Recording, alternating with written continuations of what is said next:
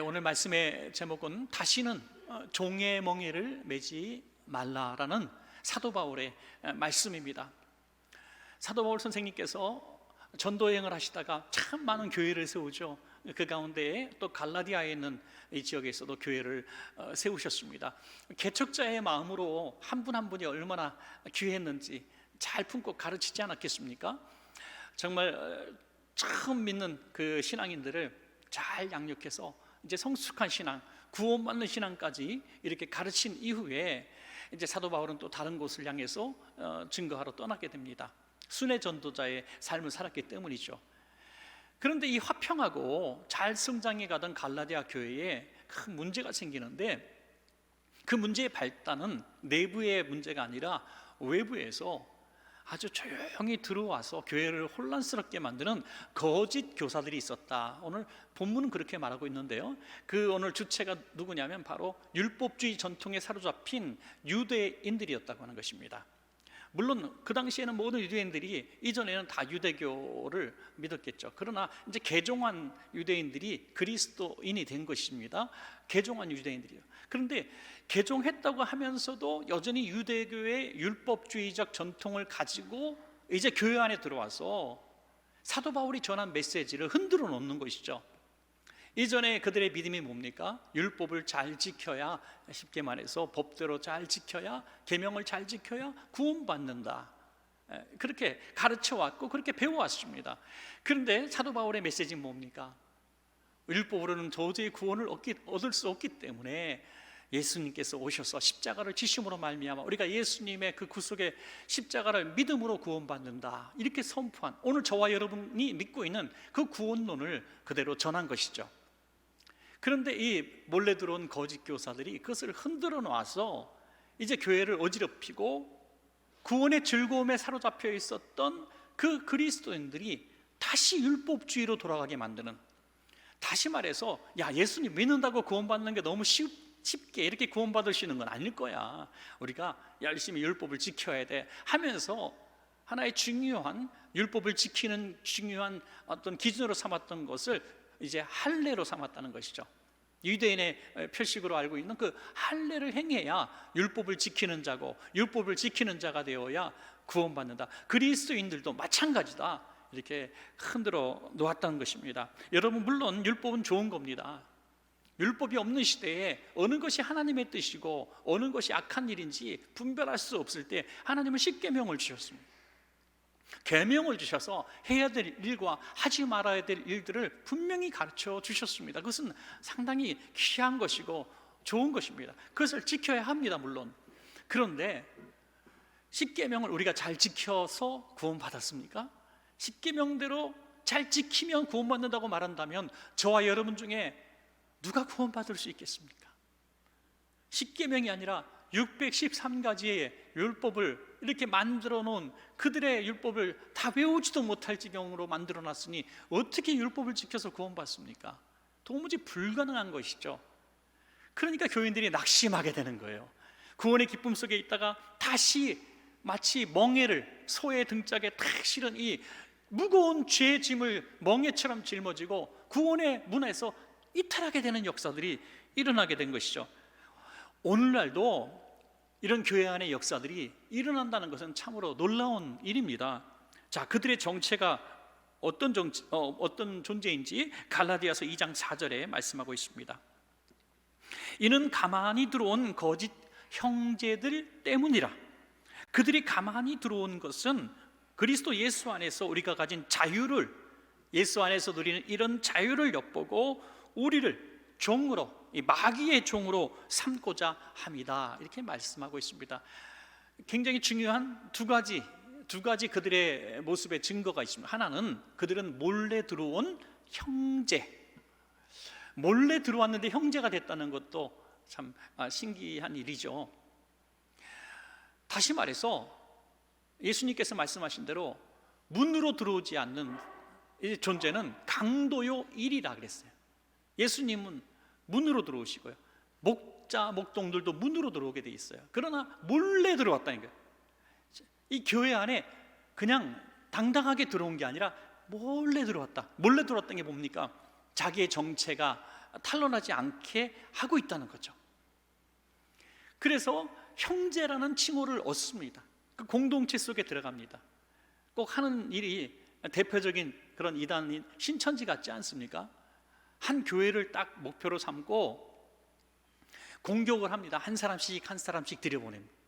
그래서 그 사람이 또 한 사람 전도해서 데려갑니다.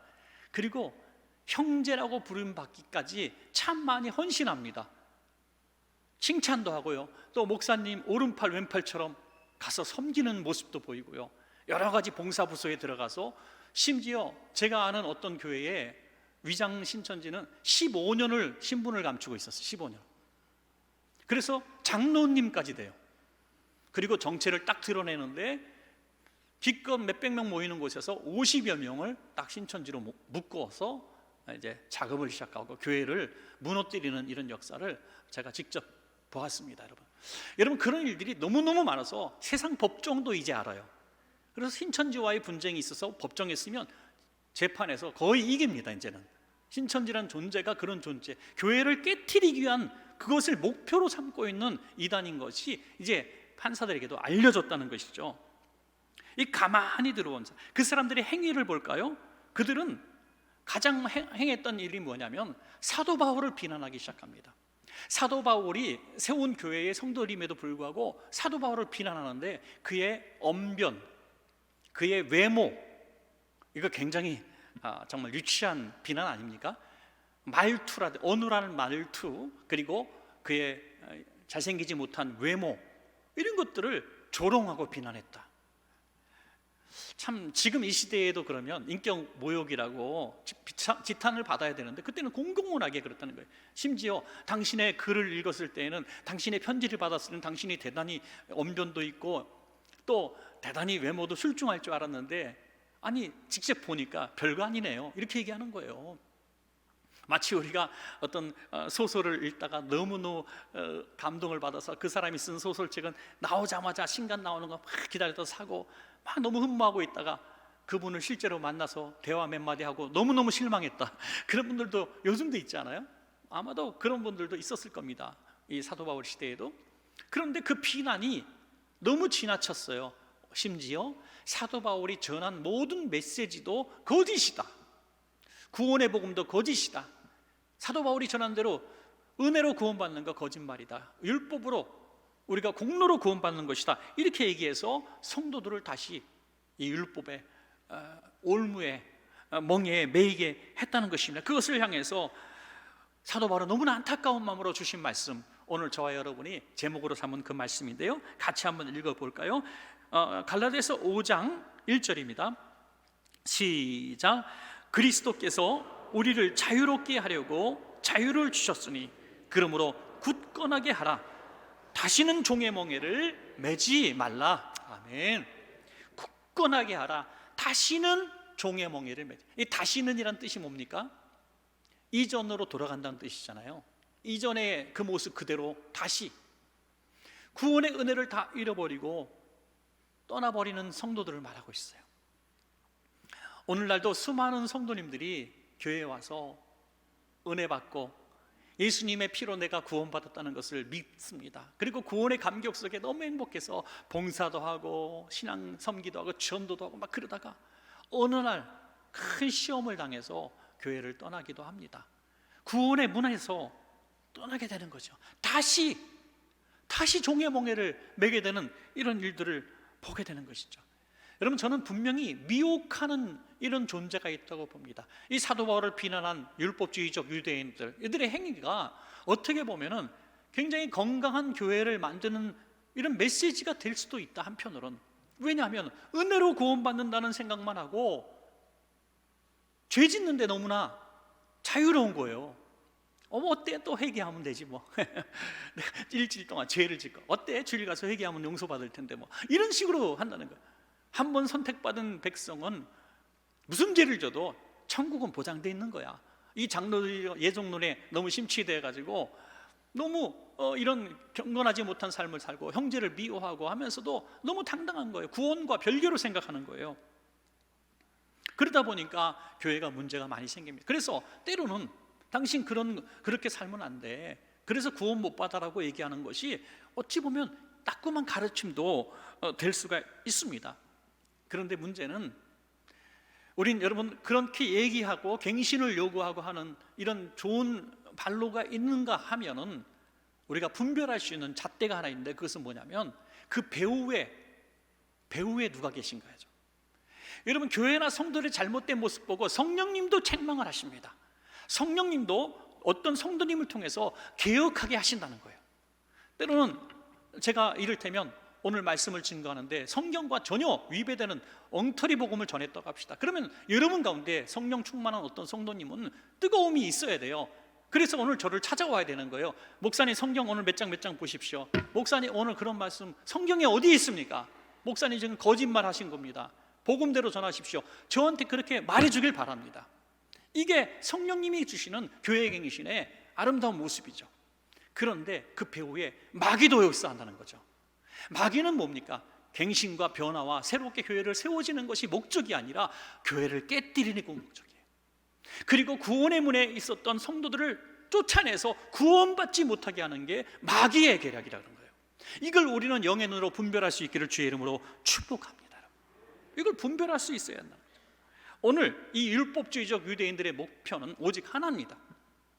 구원의 즐거움 속에 있는 성도들을 다시 율법주의로 돌아가게 만들고 예수의 피를 헛되게 만들어서 다 돌아가게 하는, 세상으로 돌아가게 막 평생 율법의 무거운 멍에를 메고 살다가 구원의 즐거움도 누리지 못하고 살다가 결국 멸망길로 행하게 하는 마귀의 수작이다. 미혹하는 거예요. 그런데 넘어간다 이거예요. 넘어간다. 참 신기하죠. 지금도 이 미혹의 영이 강하게 역사하고 있습니다.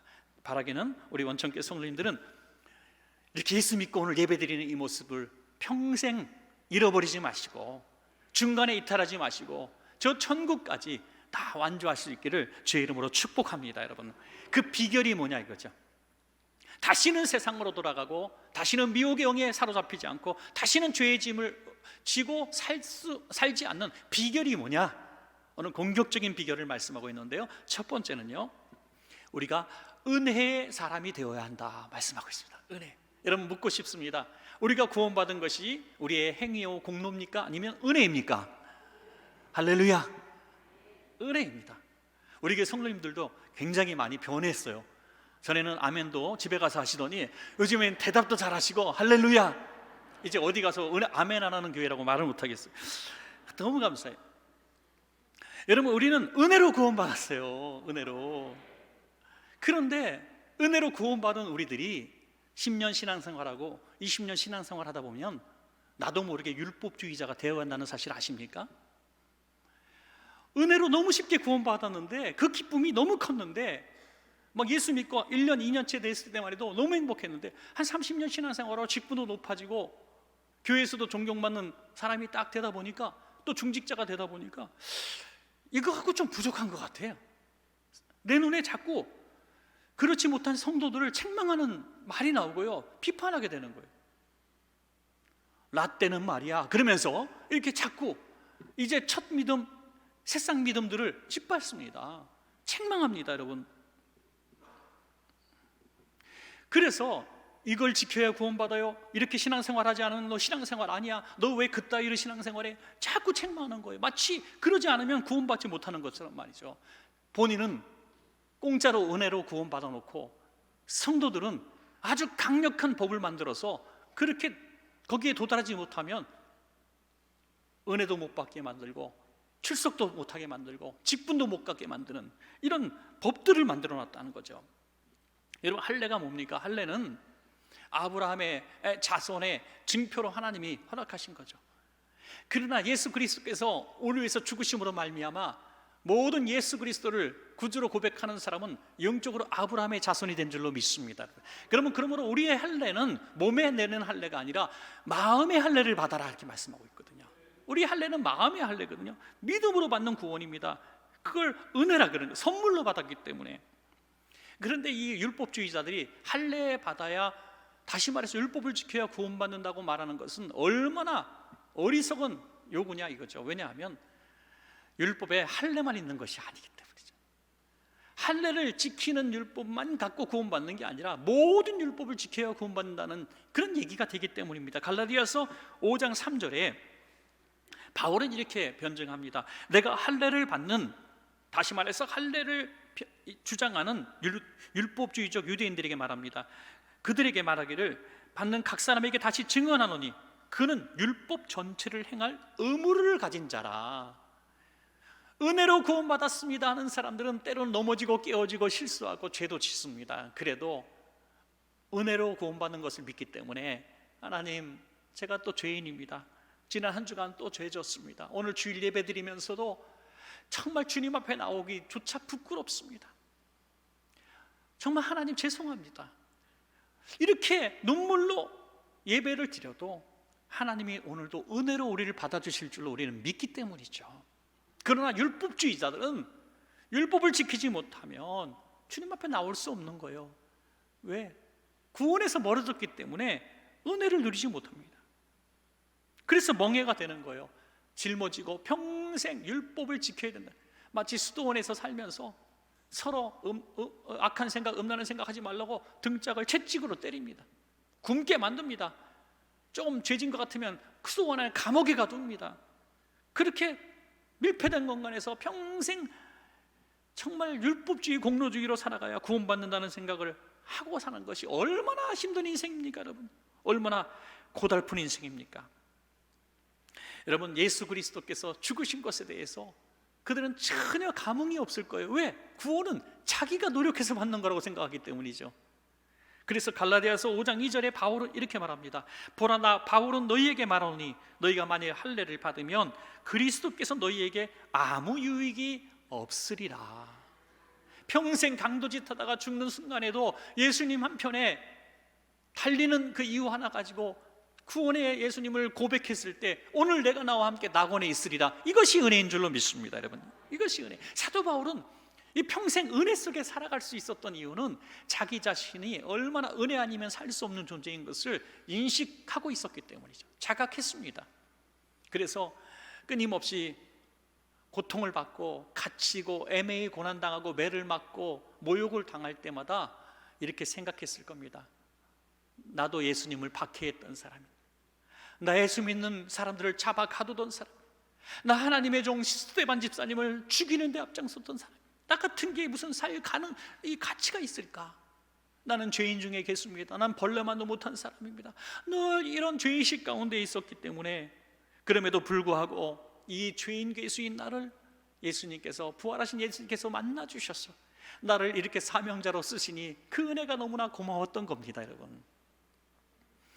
여러분, 이건 먼 바울 선생님의 얘기가 아니고 한번 우리에게 접목시켜 볼까요? 여러분, 지금 이 순간에 딱 이름만 떠올려도 굉장히 기분 나쁘고 밉고 싫은 한 사람을 떠올려 보십시오. 갑자기 은혜 다 쏟았어요? 갑자기 그 사람 생각나니까 갑자기 기분 나빠요. 화가 나. 또 밑에서 확 열이 올라와요. 쫙 열이 올라와요. 보복하는 생각, 너무나 오랫동안 많이 했고 나를 힘들게 했고 나를 너무나 잔인하게 괴롭혔던 그 사람, 그 사람이 생각났을 때 오늘 이것을 율법으로 그 사람을 대할 것인가, 은혜로 대할 것인가, 이것은 내가 율법주의자인가 은혜주의자인가를 결정짓는 증거가 된다는 것을 아십니까? 내가 율법주의자이기 때문에 그는 마땅히 벌받아야 될 사람이야, 하나님 그 사람 당장 혼내야 돼, 이런 너무나 미움과 증오가 아주 고스란히 나오게 되고, 내가 은혜주의자며 내가 은혜 아니면 난 살 수 없었다는 것을 믿는 사람이라면 내가 더 큰 죄인인데 뭐 내가 어떻게 그 사람을 정죄해, 이럴 수 있다는 거예요. 여러분, 이것은 오늘 바울 시대뿐이 아니라 오늘날도 여전히 존재하는 율법주의와 은혜의 모습인 것입니다. 여러분, 괜히 바리새인이 되는 게 아니더라고요. 누구보다 열심히 믿었고 열심히 교회 출석했고 열심히 헌신했던 사람이 바리새인이 되고 구원의 문을 가로막고 초신자들을 쫓아내는 역할을 하더라, 이겁니다. 율법주의자가 되지 말고 날마다 은혜주의자로 우리 자신을 쳐서 깨뜨리고 내가 죄인됨을 고백해야 될 줄로 그렇게 믿습니다. 갈라디아서 5장 4절에 율법 안에서 의롭다 함을 얻으려 하는 너희는 그리스도에게서 끊어지고 은혜에서 떨어진 자로다. 내가 율법주의자가 되면 내가 은혜에서 떨어진 자, 다시 말해서 나는 공로로 나의 율법주의로 구원받는 길만 남은 것이죠. 그러면 구원받을 사람은 아무도 없습니다. 여러분, 은혜를 잊어버리면 율법주의자가 됩니다. 지난 한 주간도 우리가 참 많이 힘들게 살았을 겁니다. 여러분, 일주일 동안 얼마나 고달프게 사셨습니까? 얼마나 많은 모욕도 당하셨습니까? 얼마나 지치고 피곤하십니까? 그럼에도 주님 앞에 힘겨운 다리를 끌고 와서 예배할 수 있는 것은 하나님은 은혜의 하나님이시기 때문이죠. 은혜의 하나님, 그 은혜를 내가 고백하고 감사할 때 어떤 상황에서도 예배 드릴 때 주님 앞에서 편안한 마음으로 예배할 수가 있는 것입니다. 뒤돌아보면 은혜 아니면 우리가 이 자리에 설 수 없는 것을 깨닫지 않습니까?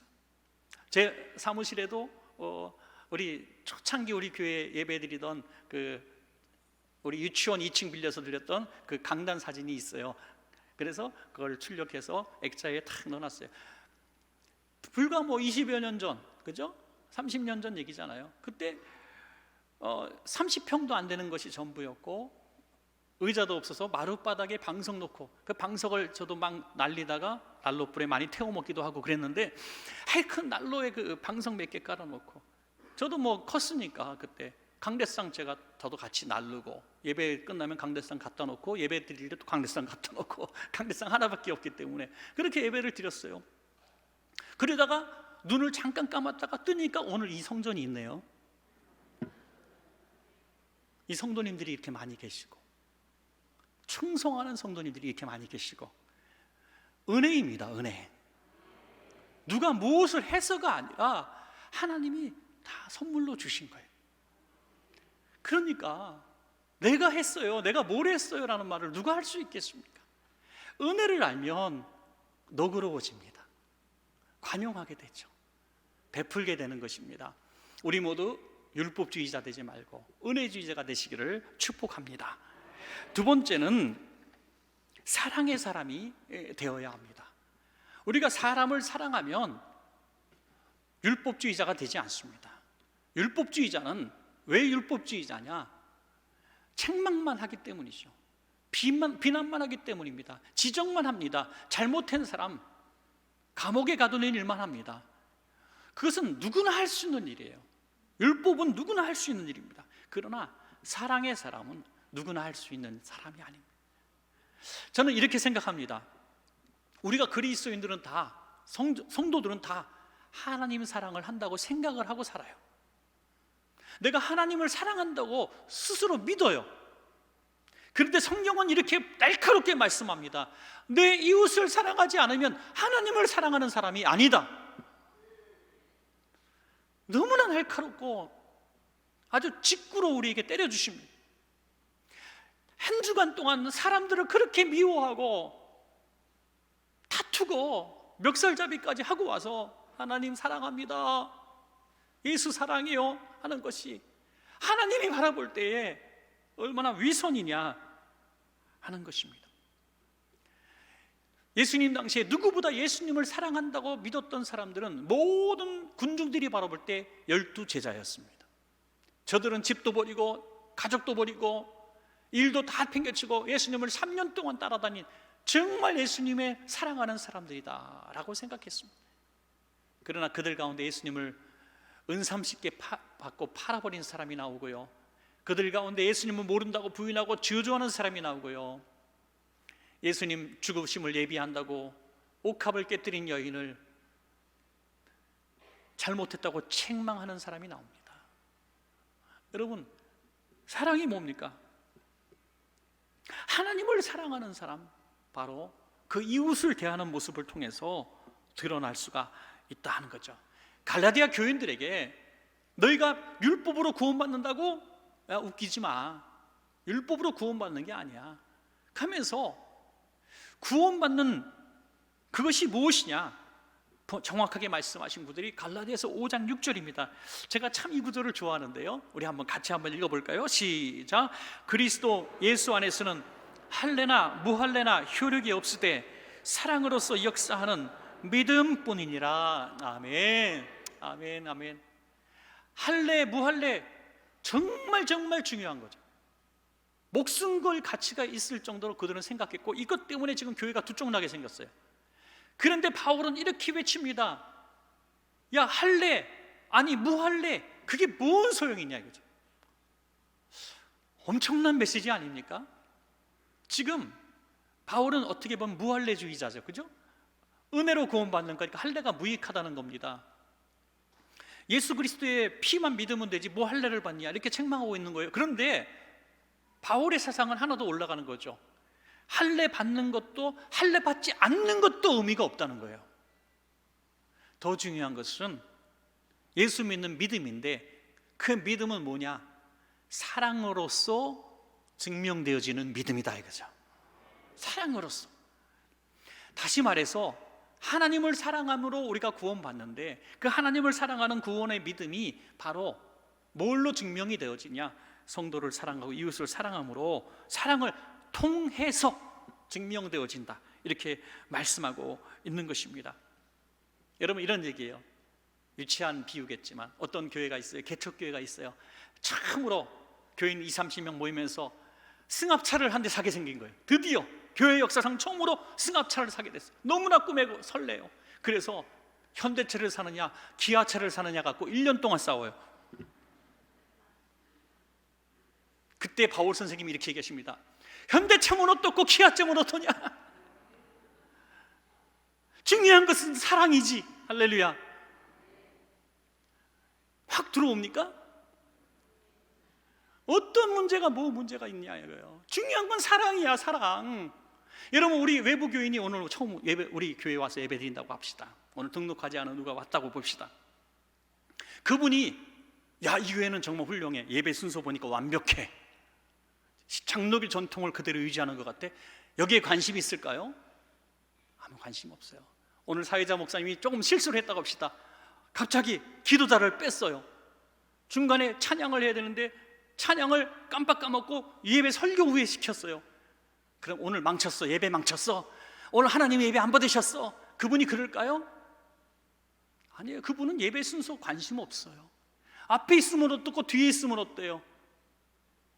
중요한 것은 이곳에서 새신자가 누리는 것은 야, 이곳엔 사랑이 있네.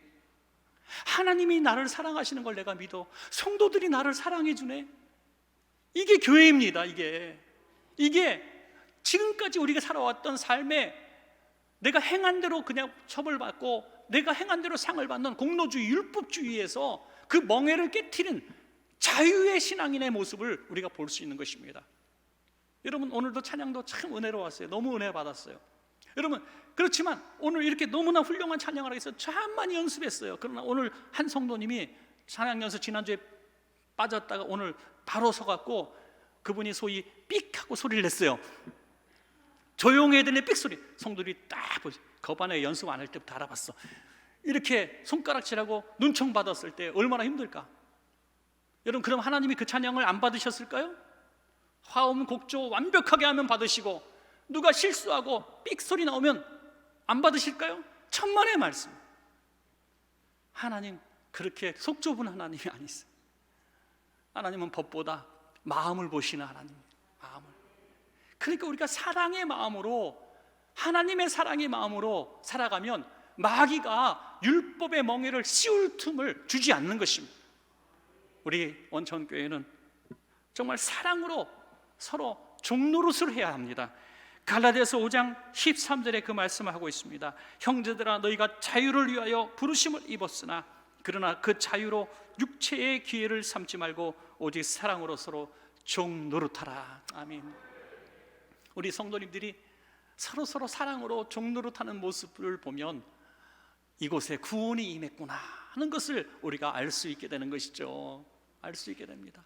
어떤 교회는 교인도 많고 예배도 장엄하게 드리고 완벽하게 그지없는 모든 순서를 했다고 해도 그 안에 사랑이 없으면 저는 묻고 싶습니다. 그 교회에 정말 구원이 있는가?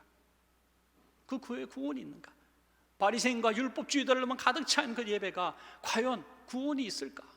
새신자가 힙합 바지 입고 청년이 들어올 자리가 있는가? 사랑이 있어야 된다. 관용이 있어야 되는 거예요.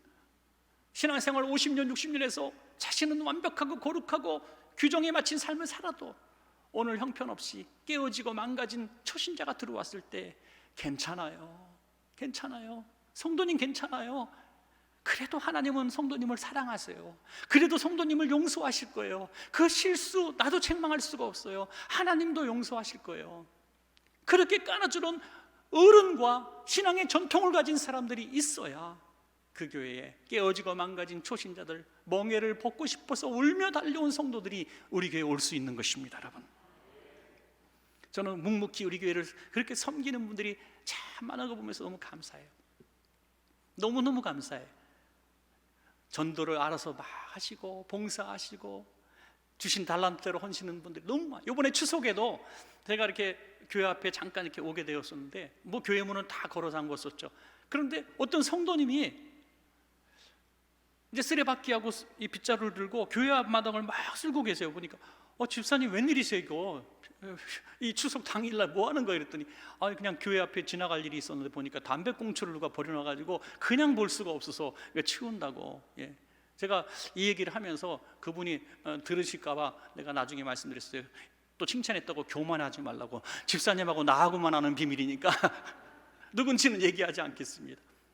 그러는 분들이 한두 분이 아니라는 거예요. 알아주든지 안 알아주든지. 그렇게 할 수 있는 게 뭡니까? 목사 사랑해서 그럽니까? 성도 사랑해서 그럽니까? 아니에요.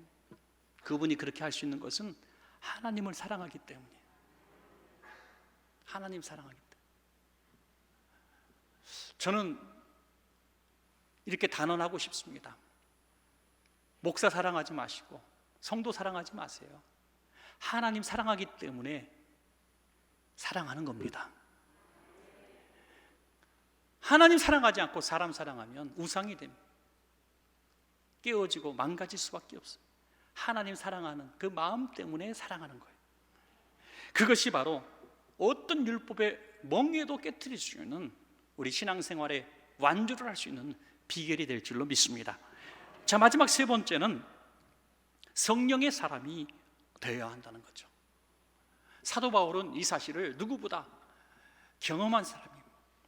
자기 자신이 부활하신 예수님을 만나서 한평생 주님을 위해서 살겠다고 정말 자기 자신을 드렸습니다. 수차례 전도 여행을 가고 먹지도 자지도 못하면서 그 파선하는 배에서 돌에 맞아서 감옥에 갇히면서도 끝까지 복음을 전하다가 순교한 사람입니다. 그럼에도 불구하고 그는 늘 자기 자신을 향해서 책망하는 모습을 보게 돼요. 왜? 그 육체의 본능이 자꾸 나오기 때문에. 그 육체의 유혹과 육체의 본능대로 자꾸 죄를 졌기 때문이에요. 사도 바울이 완벽한 성결한 삶을 산 사람이라고 우린 말할 수 없어요. 사도 바울도 우리와 똑같은 이런 몸을 가진 사람이에요. 그 사도 바울이 이렇게 울부짖으며 외칩니다. 어느 날 하나님, 저 너무나 공고해요. 너무나 제 자신이 부끄러워요. 저는 마음으로는 하나님을 섬기고 싶은데 내 육신의 본능이 너무 하나님을 지금 떠나고 살았어요. 너무 죄를 짓고 있어요. 누가 나 좀 도와주세요. 누가 나 좀 도와주세요. 이 사망의 몸에서 나를 좀 빼주세요. 죄짓는 이 육체의 삶에서 나를 좀 제어해 주세요. 이렇게 울부짖고 있습니다. 오늘 우리 성도님들 죄와 싸우시느라고 얼마나 힘드십니까? 죄짓지 않고 살기 위해서, 하나님한테 혼나지 않기 위해서 지난 한 주간도 또 지난 한 달도 정말 죄에 욕부러치고 몸부림치며 살지 않았습니까? 그럼에도 불구하고 때로는 죄짓게 되고 정말 말하기도 부끄러운 하나님과 나만 아는 범죄를 하고 또 넘어지고 또 깨어지고 오늘 하나님 내가 예배 드릴 창피합니다. 그런 모습으로 오늘 이 자리에 앉아있을 수도 있다는 거죠. 오늘 사도 바울의 이 오호라 나는 곤고한 사람이로다, 이 사망의 몸에서 누가 나를 건져내라, 이렇게 울부짖으면서도 오늘 주님 앞에 나올 수 있었던 비결이 무엇입니까? 바로 성령의 힘이었다는 거죠. 성령의 힘. 왜? 우리의 의지와 노력과 결심으로는 우리는 백전백패할 수밖에 없습니다. 그러므로 성령님의 힘을 얻어야 한다는 거죠. 성령께서 우리를 보호하시고 위로하시고 힘을 주시고 도울 자를 보내주신다는 것입니다. 자, 마지막 한 구절만 더 읽겠습니다. 갈라디아서 3장 1절에서 3절입니다. 제가 읽어드리겠습니다. 어리석도다 갈라디아 사람들아, 예수 그리스도께서 십자가에 못 박히신 것이 너희 눈앞에 밝히 보이거늘 누가 너희를 꾀더냐. 내가 너희에게 다만 이것을 알려 하노니 너희가 성령을 받은 것이 율법의 행위로냐 혹은 듣고 믿음으로냐. 너희가 이같이 어리석으냐. 성령으로 시작하였다가 이제는 육체로 마치겠느냐. 바울이 너무나 안타까운 거예요.